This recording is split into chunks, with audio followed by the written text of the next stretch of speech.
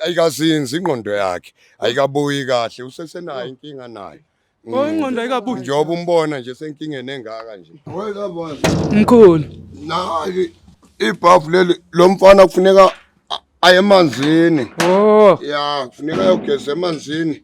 Wosambe nalo mkhulu. Ngoba manje Blackson.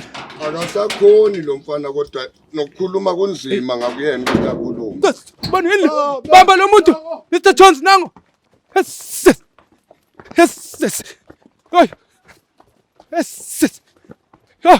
No, hayi.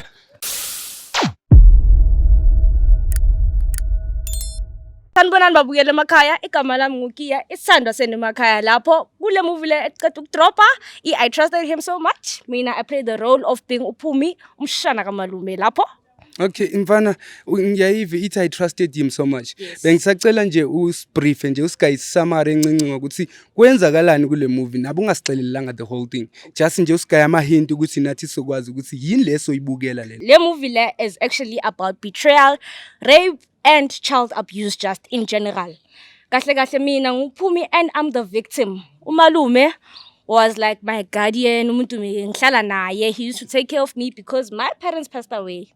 So as I grew ntwana yami yabo, umalume started taking advantage of me. Umalume started raping me all over again until my English teacher I realized actually there's something going wrong. Because you are a student on the movie. Yes. Okay. I am a student. So this whole entire thing like it affected performance yami, which led to abona abuza ntwana, because like it's natural for wonke umuntu ukuthi whenever they are going like undergoing a bad circumstance at home, like kuyashintsha ntwana, feelings, thoughts. Yes. It sounds interesting, Bafethu. I'm sure izinto ezikanje nani niyazazi ukuthi they do happen, but mawufuna ukubona ukuthi this time around umalume yena uyenze kanjani lento leno yenzile. Ngiyacela ke mfethu ukuthi uye ku link, sine link esiyifakile lana Bafethu, ngicela just yo pressa le link izokuthatha straight kusengale ku Jozi Bioscope Movies mfethu, uzobona ukuthi umalume wenza kanjani, yini lo mhlolo wenzayo. I'm sure kuningi nizokufunda lapho nani makhaya Bafethu.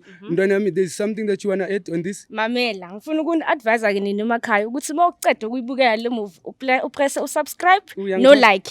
Ungakhohlwa ukuphathisisha ngoba kule movie siyakhala nje kutasekhaya. Mfana yami ngicela nje ukuthi nginithi ha kancinci Bafethu. No lovers ukhona la kule movie mfethu. So it's a must ukuthi uyibukele lento le. Hamba uyobona ukuthi kwenzakalani ngomalume, kwenzakalani ulovers sekafika kanjani yena kule movie mfethu. Cofa le link izokuthatha yokufaka ngale Bafethu. Niyazi ukuthi siyanithanda, ningiqhubeke nisupporta ku Jozi Bioscope Movies nala ku reality show. Thohla. Moleni manje sibulisela lapho kuni nonke emakhaya lami igama LAVAWS pronounce lover sinkumkane abandaziyo banibiza ngoMr Nzokulight amshanami. Well guys, I'm back like I promised you yesterday ubaba Fethu. Namhlanje ngizonizela ne follow up yokuthi kwenzakalani ngalo wamkhove sawuthola that day. So into eyenzakalayo Bafethu, ifamily yalo wabhuti abasamthola lapho bethi ngumkhovu iye yathi ngoba bathi ugogo usemakhaya nomkhulu yiba abantu abasele nje efamilini. So manje ubhuti lo bengumkhovu ubekahlala nomfowabo omncinci kuphela la eGoli. So ugogo bathi uthumela imessage le emakhaya wathi yena akafuna ukuthi kuze kusuke abantu le emakhaya beze la eGoli bezoshisa umuzi kalo wagogo. Even though sibazamile ukuthi sibachazele abantu abadala ukuthi guys ugogo sekaboshiwe, bathi manje ngoba lo bhalele lapha lo beka report story naye is included on the family, so bafuna nje ukuthi bebulale kwasani, that is part of that family ngoba bengabathakathi bonke. So sazama ukuthi si-involve amapolisa bezama ukuthi bebone ukuthi no ubhuti beke nganankinga kahle naye beka confused ukuthi kwenzakalani efamilini ngoba bengathola umsebenzi, bathola ukuthi ugogo busy ngalento busy ngayo. And then thina sase sifuna ukulandelela ngalo bhuti ongumkhovu ukuthi spirit sakhe sisase usanaso sisakuye o mhlambe sokuyinto nje abayisebenzisayo as ngoba bekashila ugogo ukuthi wenza ngayo imali. So silana ke namhlanje Bafethu lana enyangeni yethu siye sathola inyanga yethu eJozi Bioscope ukuthi isincedise izama ukusebenza ngayo ubhuti sibone ukuthi spirit sakhe singabuyela sibe khona enyameni okwenzakalani ngaloko. So into engizoyenza njengamanje Bafethu ngizojoina ubhuti wakhe omncinci umfowethu ngoba sila umkhulu ubhizi endumbeni lapho ngaphakathi usabhizi ngaye lo muntu esimshiye sithi ngumkhovu that day. So ngizongena la ngaphakathi guys ngijoine ngibone ukuthi nobhuti lo bhuti wakho omncane uzobe esichazela kabanzi because uthi kudala wabalahlekela kudala bemfuna kahle kahle umfowabo ngoba sesimthola sebembona ko TikTok nako YouTube ukuthi hayibo nanga umfowethu nawe uthole iJozi Bioscope sekangumkhovu. So into abayifunayo ukuthi bafuna kahle kahle ukuthi bebone ukuthi usakhona usase spiritini or akasekho sekayuntokoloshi nje into okusebenziswa ngayo. So inyanga yethu isebhizi nayo lapho ngaphakathi into enzoyenza bafethu ngizongena ke ngaphakathi lapho ngijoin uMr Jones necrew sibone ukuthi umkhulu kune progress eyenzakalayo or yini eyenzakalayo. So ngizongena ngaphakathi bafethu ngicela ke nihlale lapha emakhaya ningayindawo thohlo. Well bafethu like I said ukuthi ngizojoina umfowabo ka abhuti lo esamthola that day bathi bamenza umkhovo.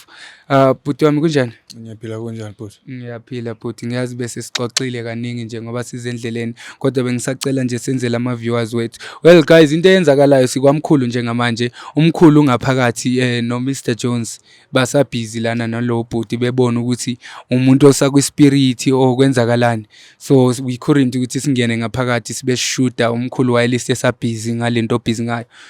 Bhuti wami igama ubani? Igama nguThemnkosi. Oh igama uThemnkosi. Yebo. Yebo, Themnkosi mfowethu ngizama uku-understand mfowethu ngoba sithe sifunisa ukuthi my brother ifamily yakhe ibelonga kanjani sathe sazoxhumana nawe. Wena nihlobana kanjani nobhuti? Oh yena ubhuti wami omdala yena. Obafu. Yeah. Nizala Mina ngizala umama we1 so baba we1. Oh no two. Yeah. Okay. Yena ubhuti wami omdala so into eyenzeka nje sasuka emakhaya saza ngapha sihlala sonke yonke into beyimnandi yena bekevuka umuntu ematohweni abamba lapho nalapho. So into eyenzakala nje waveksi nje ibusuku bakhona zangasabuya bekumuntu ovuyasobuya ehamba eSpanini abuye. Lapho zangasabuya kwaveksi wathuleka hayi nami ngithi ngimbambe emoyeni amafoni ayaringa. Hayi ukuthi avaliwe rajontshiwe ayaringa yonke into ngisho ukuthi mhlawumbe yazini uzobuya lishona ilanga kwavela ilanga la kusasa dololo umuntu kusathulekile. Hawu mangithi ngiyabheka ngiyabona hayi ngithumela umyalezo ekhaya ngibacacisele mase qedwe kwenza leso sigameko.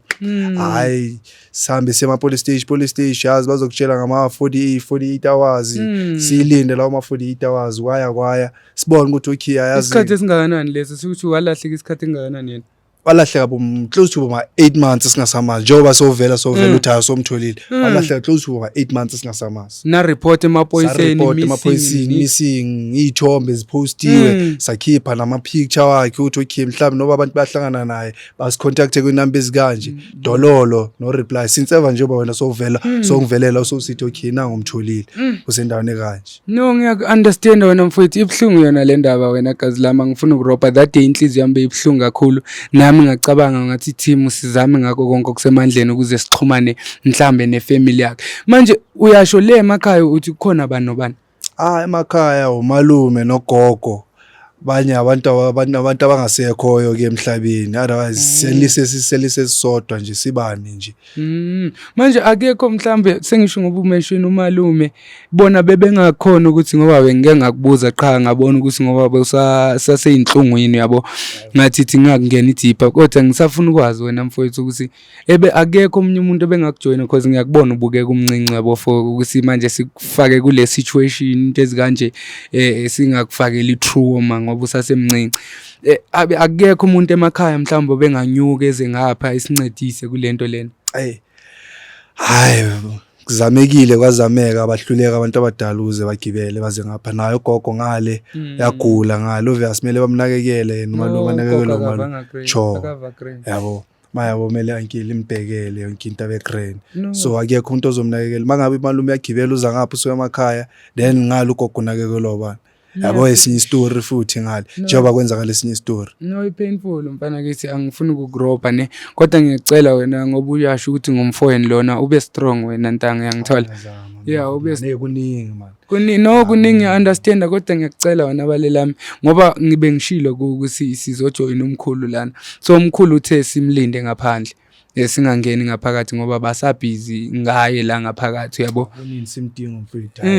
Cha ngidingele iHotman layo mina yabo at least nami nokubhayiziseka lapho nalapho bekuuye umuntu owazi ungibhekisa ngibonisa ukuthi man nebheka ntwana yami ngalahleki man kanjela kanje mayabo manje ngisakwazi ukuthi ngizokhalela kubani mayingekho yena ngizokhalela kubani. Yeah. ngoba uyu umuntu owaziyo ukungenzela izinto uyu umuntu owazi ukungibhekela njengentwana kadama ntwanami ngiyakubona Oh, yena ukuthi bekasebenza mfethu. bekumuntu osipanayo khotman Bese abantu bakhohle. bekumuntu osipanayo lo muntu is like on a Friday No, ungawari wena nkabi yami kodwa ngoba bengishi I wonder kwenzakalani la ngaphakathi. Ngoba bengishilo wena bale lami ukuthi bengishilo kuwe wena mfowethu ukuthi angazi nabo buyibukelele le video yethu bese ikhupha that day masithola umfowenu ngoba bengichazela masifika kuwe lapho ukuthi ukuze simthole kanjani uyabo. Kodwa ngiyakuthembisa wena mfowethu ukuthi ugogo yena usezandleni zomthetho uyabo. Yebo mfowethu kule nhlungu enisivayo as family kuzolunga kuzodlula konke uyabo. asithembe njalo ngoba kunini like sekuzokuphela nonyaka nje kuqala omunye unyaka singasamazi busy sikhalela into nawo umuntu at least akufani mayitholakala azalapheke stage sithandazela lokho ukuthi abe right thina sidinge sase right. I'm sure bekuyithemba le family yenu ne. Khona lo muntu leyo wenza into ebhaya yabo wenza into ebhaya blind lapha nogogo uyagula emakhaya. I'm sure nguye beka imali ukuthi mayabo ngayina imsithu yejuzi emakhaya uankeli noma gogo bayithuba uma ankeli bhekela umagogo nayo ankeli mayibuye ematohweni wakhe ushiya lokho akushiyayo Khotman imali imnandi month end liyathumela. Oh so ngoba sithe sifika lapha engithathe ko mkhulu ngisamgunyisa lo mfana awuthi ukumlinda kancane ngoba ziningi izinto engisamhlanganisele zona la kodwa ungathi hayi ngizwa ngathi manje uyabamba umoya ngconywana ngoba manje kufuneka asiwe emanzini lo mfana okumele emanzini kumele emanzini lavazi ngoba manje inkulu lento emphethe lo mfana. Okay hayi nomkhulu ungathatha ixesha lakho mkhulu thina sizonilinda nje la ngaphandle mayingabe seni ready singaphakama sihambe mayimele ke sihambe njengamanje. Yebo awuthi ukungibekezelela impela ngoba zisamcindezela nalezi zinto engimnike zona. Okay hayi kodwa hayi yena uyolulama. Akuna stress mkhulu Nakho hayi ngoba bewushilo ukuthi singangeni ngaphakathi. Okay mkhulu.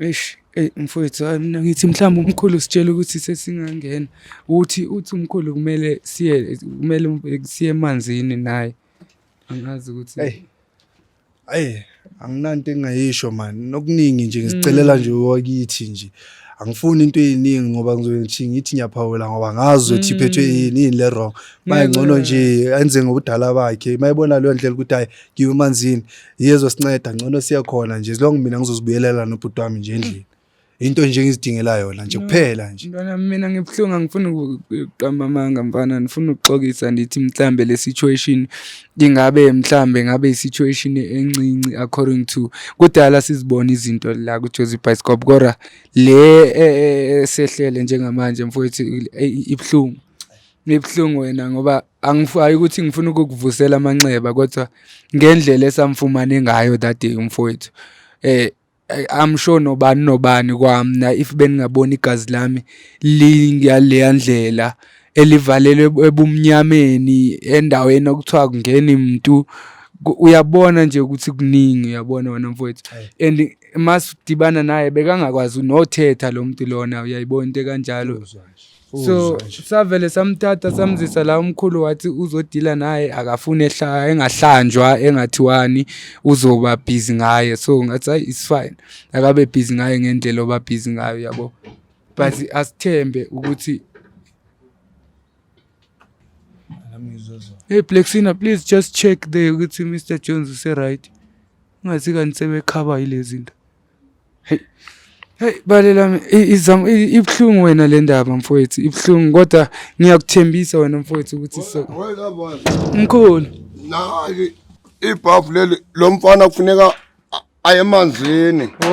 Ya kufuneka ayogeza emanzini osambe nalo mkhulu. Ngoba manje Plexina akasakhoni lo mfana kodwa nokukhuluma kunzima ngakuyena ukuthi akhulume. La kunezinto kumele kunezinto kufuneka afika afawele la ageze azokwazi ukuthi alulame waphela manje umndeni wakhe uyamfuna. Kufuneka ayemanzini. Hayi kuna stress mkhulu ngilinde nina manje ngabe kumele sihambe njengamanje. Yes, mfowethu, I'm sure Blackson nizobambisana. Yona ufuna ukubuyifaka emotweni. Ayi, asibalinde. Asibalinde. Hey guys, niyabona nani situation elana guys. So sisalinda umkhulu no Mr Jones sibone ukuthi ngoba umkhulu uthi kumele kuyiwe emanzini njengamanje. So hey guys, le situation ithanda kuba nzima kodwa angazi ukuthi why umuntu ezekhohlakala ukuthi udecide ukuthi uthatha ingane yomunye umuntu ufuna ukuyenza lento yenza awumenza yona so umphilisa uyabona lento ngeke why uzothatha ingane ezelwe yaziswe emhlabeni ngomnye umama kulenhlungu owadlula kuzo wena ubuye umphuce le opportunity of life ngoba wena wenzelwa ukuthi izinto zakho zikuhambele kakuhle ufuna ukujabulisa inhliziyo yakho lezo zinto zibhlungu and into enginyanyisayo ukuthi it keeps on happening kumakasi kuyo yonke indawo esihlala kuzo ukuthi abantu sebegcine besebenzisa imithi umuntu kuba ngathi uthwele ngomntana omunye umuntu which is not fair. Lapha siziswe emhlabeni bantu ukuthi sizophila and sizoyiphandela ngoba wonke umuntu ngihleli ngisho ukuthi uzalwe efumbethe lokho owazalwa uNkulunkulu ekunikeze kona yiko kumele uphile ngakho hayi ukuthi wena usebenzisa umphefumulo womunye umuntu ukuthi izinto zakho zikuhambele kakuhle leyo nto ayikho fair and into ezikanjalo ziphela kabhlungu empilweni especially masikhona thina siJoseph Bioscope ngoba mangabe Hey, Blackson, check it. Mr. Jones, are you okay? Yes. Mr. Jones, is everything okay? Yeah. Ngixakile lo muntu. Niyaphuma naye mkhulu. Senzeni siphuma naye. Hey, ngixakile lo muntu. Yes. Abe inkinga man. Hey. Blackson. Yes. Uyinkinga. Good. Sis, banini. Bamba lo muntu. Mr. Jones nango. Ayibaleka lento. Bamba lo muntu. Bamba lo muntu. Yes. Bamba lo muntu my friend. Yes. Yes. Yo. Go. Yes. Go. Yes. No, let's go. No, guys, no. No, I can't. No, I can't. Angeke bafethu, angeke manje. Yo, angeke. Mr. Jones, mangabe niyawina bafethu angeke. Cause manje angifuni ukuthi kuze kuvela abanye abantu lana. Sure, excuse my brother. Angifuni guys manje sesigcina sesiveza abanye abantu kuma camera abantu abarongo. So Mr. Jones, I'll just let them do their job. Mangabe bazomfumana bemfumane. Umkhulu. Nangu balekile lo muntu. Balekile mkhulu. Mkhulu ngicela ukubuza. Ngiyenzeni? Cause manje ngisaba ukuthi kuyovela abanye abantu lana. Ngiyenzeni? Ngilinde. Ngilinde la. No umkhulu uthi ngilinde bafethu because siyatsofa ukuthi lana singakhona manje kuyovela abanye abantu. Kahle besithi uthe umkhulu siza la. Angazi nalamanzi wakhona kuphi. No guys, le ndaba ithanda kuba nzima le. Le ndaba ithanda kuba nzima guys, into engizoyenza. Ay, angazi. Mkhulu.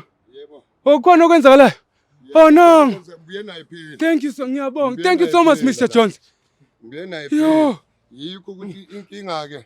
Thank you so much Mr. Jones. Ingqondo ayikazinzi ingqondo yakhe. Ayikabuyi kahle, usesenayo inkinga naye. Ingqondo ayikabuyi. Njengoba umbona nje senkingene engaka nje. Beka right. Bengekho yonke lento enzakala beke right bekumuntu o right. Angeke sithi unedlozi ngoba nasendlini hayi. Akunamuntu onamadlozi endlini. Ngeke sithi unedlozi. Beke right lo muntu. Manje into eyenzakala yini? Ngizomgeza ngale kwamakhamera. Singafaka amakhamera la. Hayi angikwazi ukuwafaka. Ngizomgeza ngale kwamakhamera. Benzeni? Mr. Jones bembambe grand. Yeah, bembambe nje. Mr. Jones cela number na. Please take the guy. Wait, can we go back? Yebo. Okay. Lapha endumbeni yami. Okay, I know. Oh, it's fine. Mr. Jones, please lift him up. Yeah. Buza manje ngenze intanga ngicela ulandelela lo bhuti wakho. Uzosizakala lo muntu angithandi amakhamera kulezi zinto zami lovers. Angiphiki ngoba usebenza ngawo umphakathi kodwa ke amakhamera ayangiwasebenzisi kakhulu. Ngicime mkhulu. Ungangisiza kuleyo ndawo ucima amakhamera. Okay mkhulu. Ya ngiyacela lovers ucima amakhamera ngizokwazi ukuthi ngimsize. Okay mkhulu. Lengane. Alright. Yeah. Angazi guys, angazi but into engiyibonayo manje at least kune way forward ngoba siyabona ukuthi ngathi kunento kumele yenzekale. Uthi umkhulu ucela nje ukuthi emhlambe emgeze. Ngiyalithanda nonke lapha emakhaya. Angazi guys ngibengifisa kona ukuthi mhlambe bengingalandela or ngifihla icamera somewhere kodwa ke ngoba ngumkhulu wethu lo esebenzisana naye ku Jozi Bioscope angifuni ukuthi kusasa abanye abantu abafuna uncedo sigcina manje bengasalifumana uncedo ngoba manje asihloniphi indlela osebenza ngayo and siyabahlonipha thina izinyanga zethu esebenza nabo nazo ngoba izinto ezesintu ezivova isintu azifuni into zamakhamera nanani ukuthi thina siJozi Bioscope usuke sibacele ukuthi sicela nje ukuthi at least sibone ukuthi kwenzakalani manje mayise kanje nomkhulu ngoba ecela ukuthi Jozi Bioscope lovers ngiyacela neteam yakho nicime nje amakhamera guys ngiyanithanda lapha emakhaya ni subscribe I'll see you on the next episode.